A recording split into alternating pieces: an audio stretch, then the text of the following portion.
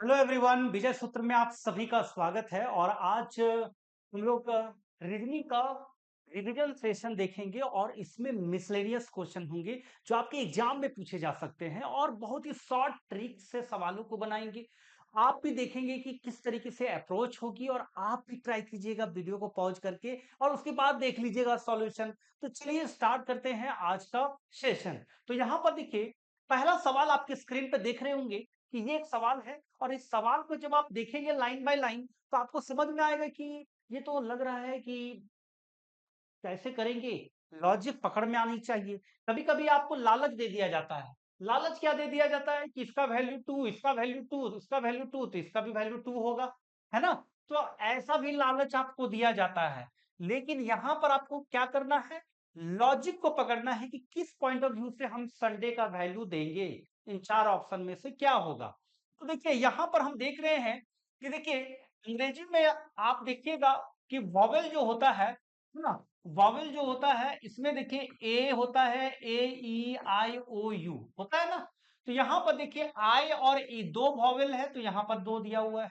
यहां पर देखिए ओ है और ए है दो वॉवेल तो यहां पर भी दिया हुआ है। यहां पर ए है और आई है दो वॉवेल है तो यहां पर भी दिया हुआ है।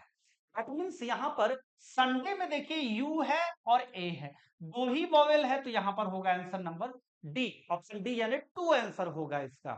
तो इस तरह से आपको पकड़ में आनी चाहिए। जब आप इस टाइप के सवालों को बना चुके होंगे तभी आपको आगे भी कभी कोई क्वेश्चन दिखेगा तो सोच रख सकते हैं। चलिए इस पे देखते हैं। इस पे हम लोग क्या देखेंगे, बी है, ई है, आई है, एन है, टी है, तो नेक्स्ट क्या होगा। तो देखिए बी का वैल्यू क्या होता है, हम लोग देखते हैं बी का वैल्यू होता है टू। बी का वैल्यू क्या होता है, टू होता है। इसका होता है फाइव, इसका होता है नाइन, इसका होता है 14 और इसका होता है 20। हम लोग नोटिस कीजिए कि देखिए दो से यहां पर तीन इंक्रीज किया, फाइव से फोर इंक्रीज किया, नाइन से फाइव इंक्रीज किया, यहां पर सिक्स इंक्रीज किया, तो नेक्स्ट क्या होगा, सेवन इंक्रीज करेगा तो 27 आएगा। तो आप बोलिए कि सर 27 का तो कोई लेटर ही नहीं होता है। तो जब 26 से ज्यादा, क्योंकि अल्फाबेट 26 होते हैं, तो 26 से जब ज्यादा हो जाएगा तो 26 माइनस कर देंगे तो कितना बचेगा, 26 में 26 यहाँ पे माइनस करेंगे 27 और 26 तो वन बचेगा। और वन का वैल्यू क्या होता है, ए होता है, यानी आंसर होगा ऑप्शन नंबर सी। तो इस तरह से अप्रोच आपको रखनी होगी। चलिए अगला सवाल देखते हैं। यहाँ पे श्रृंखला को पूरा करें, यानी ए है, जेड है, सी है, एक्स है, ई है, एफ है, जी है, टी है, तो नेक्स्ट वन इज व्हाट। तो यहां पर हम देख सकते हैं कि अपोजिट, आप अल्फाबेट में पढ़े होंगे, अपोजिट वैल्यू, यानी ए का जेड, यानी शुरुआत से ए अगर पहला है तो अंतिम से जेड होगा पहला। उसके बाद देखिए सी, शुरुआत से थर्ड नंबर सी होता तो अंतिम से थर्ड नंबर एक्स होता है। उसके बाद देखिए ई वी, है ना, जी टी, तो अपोजिट है। जैसे जी का क्या होता है, नाइन, जी का होता है सेवन होता है, पहला से फर्स्ट स्टार्टिंग से सेवन, अंतिम से 20 इसका, यानी ये सातवां, यानी कहीं ना कहीं अपोजिट दिख रहा है। तो ए के बाद बी के बाद छोड़ के सी है, सी का डी को छोड़ के ई है, एफ को छोड़ के जी है ना, तो एच को छोड़ करके आई आएगा।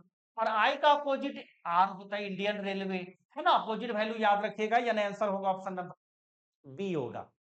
क्लियर। चलिए उम्मीद करते हैं कि आप लोग इसको बना रहे होंगे।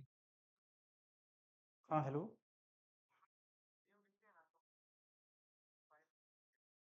अच्छा ठीक है, तो हमको टाइम लगेगा थोड़ा सा, ठीक है, लगेगा थोड़ा, एक घंटा दो घंटे के बाद। चलिए तो यहाँ पर हम लोग देखते हैं, इस सवाल के बाद देखिए नेक्स्ट क्वेश्चन पे। चलिए यहाँ पे देखिए, बोलता श्रेणी में लुप्त पद ज्ञात कीजिए। यहाँ पर देखिए next one is what, next क्या आएगा। तो यहाँ पर हम लोग देख सकते हैं ए के बाद डी, डी के बाद आई, आई के बाद पी है, उसके बाद वाई है, तो नेक्स्ट क्या होगा। तो देखिए यहाँ पर हम लोग देख सकते हैं कि ए का यहाँ पर वन है, डी का टू है, आई का नाइन है, पी का 16 है, वाई का 25 है। तो आप नोटिस कीजिए यहाँ पे, सॉरी डी का फोर होता है। तो आप नोटिस कीजिए कि ये वन का स्क्वायर है, ये टू का स्क्वायर है, ये थ्री का स्क्वायर है, ये फोर का स्क्वायर है, ये फाइव का स्क्वायर है, तो नेक्स्ट वन सिक्स का स्क्वायर कितना होगा, 36 होगा। 36 होगा। अब 36 तो होता ही नहीं है, हमने अभी थोड़ा देर पहले बताया कि जब 26 से ज्यादा होगा तो 26 माइनस कर देंगे यानी 10, और 10 का वैल्यू क्या होता है, जे होता है, यानी आंसर होगा ऑप्शन नंबर बी। क्लियर? चलिए नेक्स्ट चलते हैं, अगला सवाल में हम लोग बात करेंगे। अब ये एक लेटर सीरीज दिया हुआ है, अब इस लेटर सीरीज को पकड़ना है कि लेटर सीरीज को कैसे बनाएंगे। आप देखिए यहाँ पे कि अगर हम लोग इस तरह से देख सकते हैं कि ये जो सीरीज देख रहे हैं, ए है, बी है और सी है, तीन ही लेटर दिया गया है। तो ये तीन लेटर को हम किस तरह से फिलअप करेंगे, तो हम यहाँ पर देख सकते हैं कि अगर हम यहाँ पर देखिए बी को अगर हम देखते हैं, जैसे मान लीजिए कि ये बी है, यहाँ पर ए है, तो अगर हम सपोज दैट कि ये लेटर को बनाने का क्रम की बात करते हैं, यहाँ पर अगर हम सिंपल बात कर सकते हैं कि इस पे अगर हम इस तरह का पैटर्न बनाते हैं, जैसे ए है तो अगर हम जैसे मान लीजिए दे देते हैं ये बी, जैसे बी दे देते हैं, कि सोच कैसे आएगी, ये भी एक बात आता है। तो हम यहाँ पर देख रहे हैं कि सबसे पहले ये देखिए कुछ कुछ सवालों में एक होता है इक्वल, जैसे होता है सवाल को किस तरह से बनाया जाता है कि मतलब equal group of letters, unequal group of letters, acyclic group of letters, इस तरह के सवाल होते हैं। तो यहाँ पर हम देख रहे हैं कि ये अनइक्वल ग्रुप ऑफ लेटर्स है। तो जब अनइक्वल ग्रुप ऑफ लेटर्स है तो यहाँ पर हम देख रहे हैं कि बी सी यहाँ पर देख रहे हैं, ग्रुप में हम देख रहे हैं बी सी यहाँ पर, तो बी के बाद सी अगर हम देखते हैं तो यहाँ पर हम सी को कैच करते हैं, देखिए यहाँ पर हम सी को ले जाते हैं। ठीक है, अगर हम सी को लेते हैं, लास्ट वन सी है, तो यहाँ पर सी है और यहाँ पर सी है, तो अगर हम देखते हैं कि सी के पहले बी है ना, और अगर यहाँ पर हम देखते हैं बी को दे देते हैं, तो देखिए डबल सी डबल बी, फिर ए है तो डबल ए कैच कर जा रहा है, double A double B double C. तो उसी तरह से यहां पर अब इसके पहले ए है तो सी दे दिए डबल सी, फिर उसके पहले बी है तो डबल बी, कैच कर गया। तो यानी क्या हो गया कि B C A B C, यानी आंसर होगा ऑप्शन नंबर डी। तो इस तरह से कैच कर लेना है और आपको बना देना है। चलिए अगला सवाल हम लोग बात करते हैं, ये देखिए एक तस्वीर है, तस्वीर की ओर इशारा करते हुए एक व्यक्ति ने कहा, एक तस्वीर की ओर इशारा करते हुए एक व्यक्ति ने कहा कि मेरा जैसे मान लीजिए कि ये एक तस्वीर है, अगर हम बात करेंगे कि ये एक तस्वीर है मान लीजिए इसमें, और एक व्यक्ति कहता है कि मेरा कोई भाई या बहन नहीं है, और लेकिन उस आदमी का, जो आदमी मान लीजिए बोल रहा है, बोलता है कि लेकिन उस आदमी का पिता मेरे पिता का पुत्र है। तो उस आदमी का पिता मेरे पिता का पुत्र है। तो यहां पर देखिए बोला क्या है कि मेरा कोई भाई या बहन नहीं है। मेरा अगर कोई भाई या बहन नहीं होगा तो मेरा पिता का पुत्र हम खुद ही होंगे। यानी इसका देखिए कि ये जो व्यक्ति है, इस आदमी का पिता जो है ना, मेरे पिता का पुत्र, यानी मेरे पिता, यानी पिता यहाँ पर है और इस पिता का पुत्र ये खुद होगा। ठीक है, यानी जो आदमी बोल रहा है वो आदमी ये खुद है यहाँ पर। बोलता क्या है कि आदमी का पिता मेरे पिता का पुत्र, तो वह तस्वीर, यानी तस्वीर ये था, तो तस्वीर का क्या संबंध है। बोलता है कि वह तस्वीर किसकी थी, तो वह तस्वीर उस आदमी का पुत्र होगा, यानी आंसर होगा क्या, पुत्र, यानी आंसर होगा क्या, हिज सन, आंसर होगा बी। फिर से मैं एक बार ट्राई करके समझा देता हूं कि एक तस्वीर की ओर इशारा, मतलब ये एक तस्वीर है, इसकी ओर इशारा करते हुए एक व्यक्ति कहता है कि मेरा कोई भाई या बहन नहीं है। ठीक है, चलिए मेरा कोई भाई या बहन नहीं है, लेकिन उस आदमी का पिता, इस आदमी का पिता मेरा पिता का पुत्र है, मतलब ये जो आदमी है मेरा पिता का पुत्र, तो मेरा पिता का और कोई भाई बहन तो है नहीं, तो मेरा पिता का पुत्र ये खुद ही हो जाएगा यहाँ पर इस तरह से। तो इसका ये पुत्र हो जा रहा है, यानी उस आदमी का वो तस्वीर किसकी थी, तो वह यह तस्वीर जो है इस आदमी का पुत्र था, यानी हिज सन होगा ना। चलिए अगला सवाल चलते हैं। पी क्यू का पति है, पी क्यू का पति है और आर एस और क्यू का माता है। यानी देखिए पी जो है, अगर हम इस सवाल को बनाते हैं, पी जो है क्यू का पति है, तो पी क्यू का पति है, और बोलता है कि आर एस पी क्यू का पति है और आर एस और क्यू का माता है।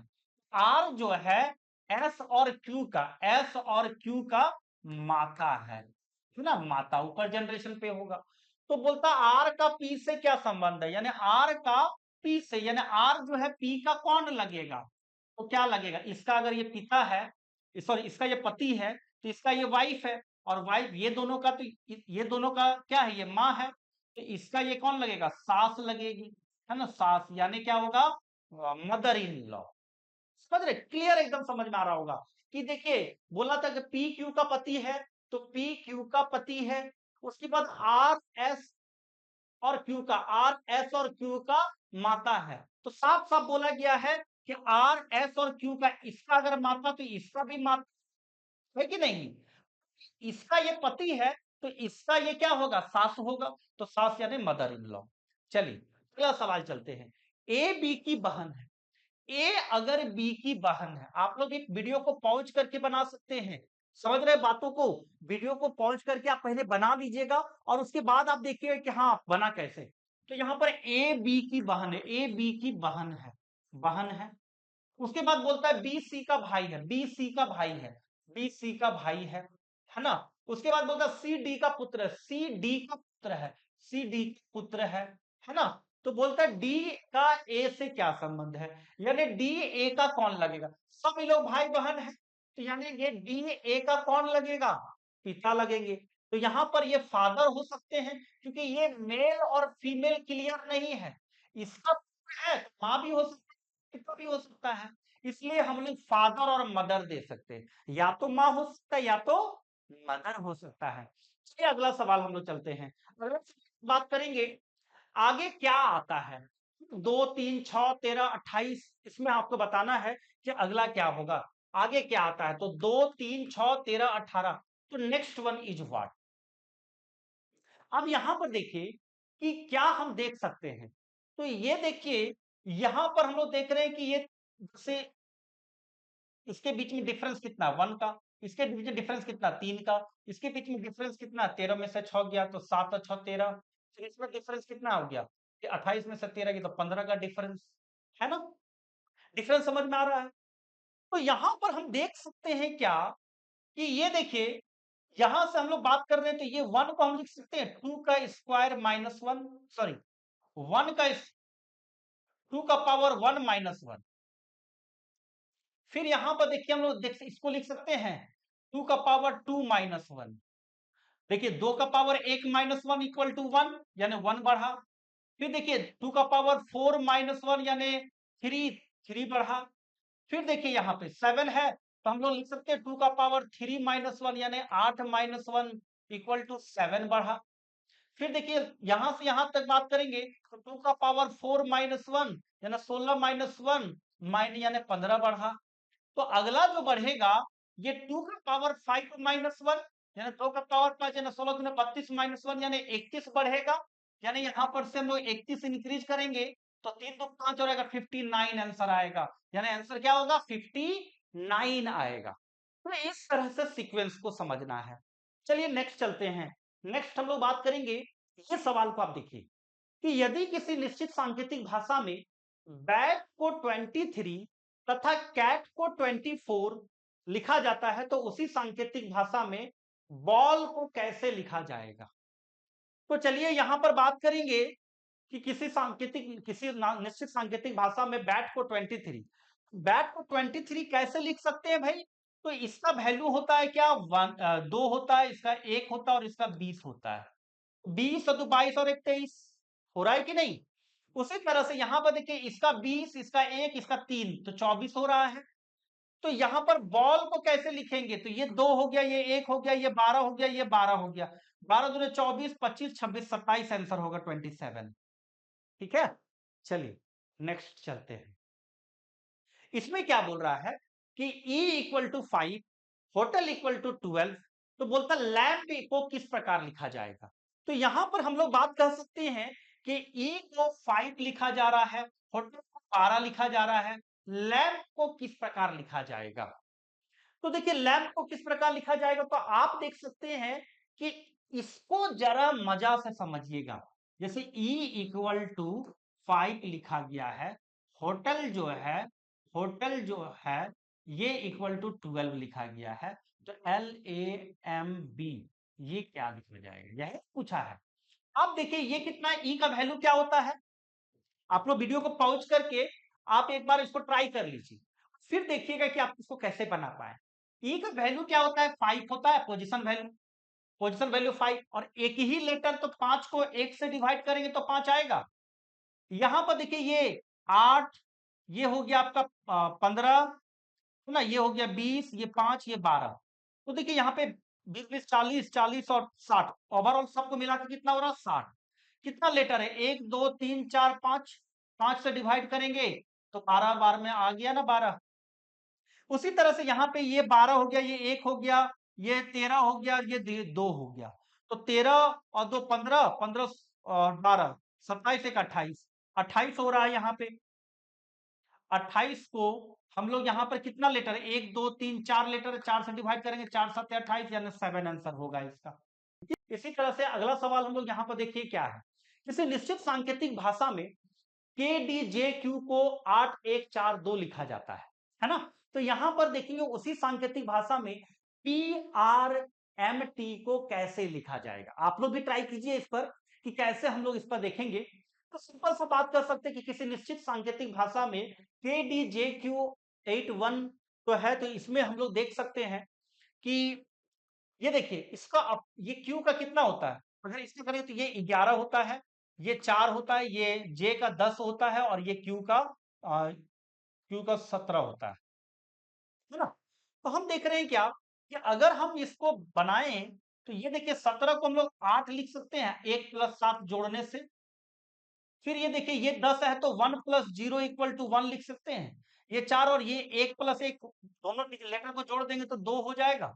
और इसी को पलट, जैसे ये 2 हो रहा है ना? ये 4 है, ऑलरेडी 4 है ही, ये 2 है, और ये 1 है, और ये 8 है। यानी 8 1 4 2, इसी को उल्टा कर दिया, 8 1 4 2। ठीक उसी तरह ये R है, P होगा, ये होगा। तो ये 20 हो गया, ये 13 हो गया, ये 18 हो गया, ये 16 हो गया। तो ये 7 हो गया, ये 9 हो गया, ये 4 हो गया, और ये 2 हो गया। 2497 ऑप्शन नंबर बी ये होगा। नेक्स्ट हम लोग चलते हैं, अगला सवाल यहां पर देखिए क्या है। तो इसमें हम लोग सवाल में देखेंगे कि एक पंक्ति में अमित बाएं से 10वें और सुनील दाएं से 15वें स्थान पर है। यदि उनके बीच 3 व्यक्ति है और व्यक्तियों की अधिकतम और न्यूनतम संख्या ज्ञात करना है।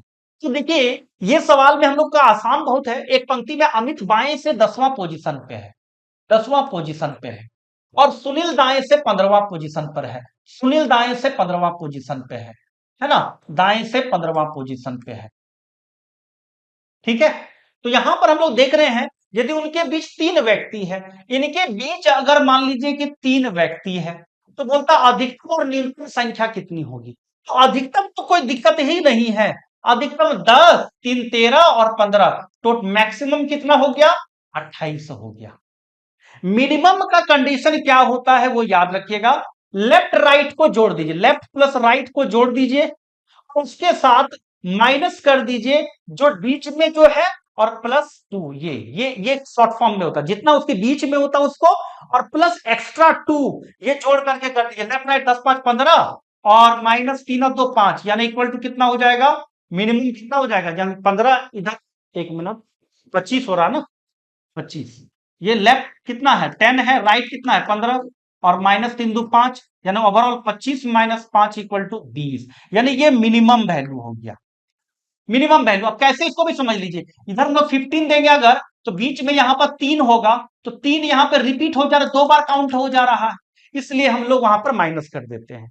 यानी यहां पर क्या होगा? 28 मैक्सिमम, मिनिमम 20। अगला सवाल बोलता है यहां पे रीता 30 किलोमीटर की ओर जाती है।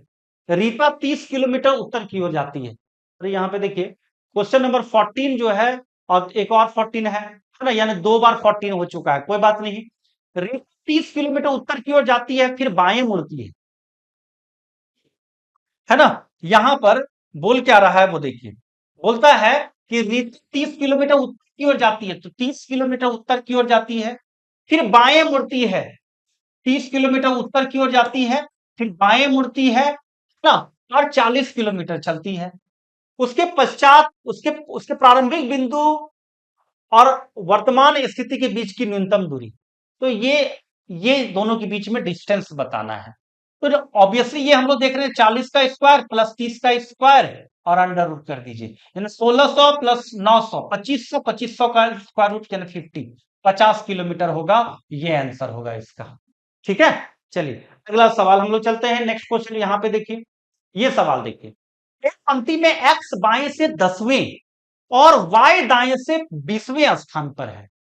तो यहां पर इस चीज को समझ सकते हैं कि एक्स जो है बाएं से, एक्स जो है वो बाएं से 10वें स्थान पर है और वाई दाएं से 20वें स्थान पर है, दाएं से 20वें स्थान पर है।